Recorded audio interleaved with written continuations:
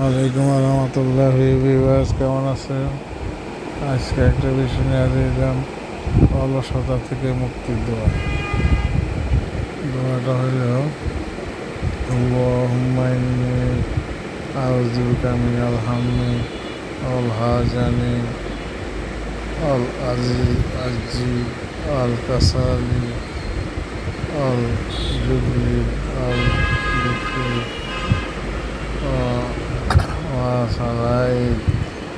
وضلال الدين وغلبات الرجال।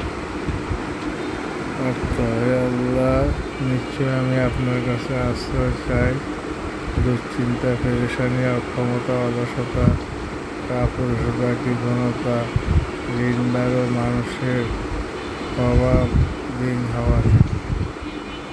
সহিহ আল বুখারী ৬৩৬৯। ভিডিওটা লাইক দেবে, শেয়ার করবে, সাবস্ক্রাইব করবে, সবাইকে জানার চেষ্টা করবে।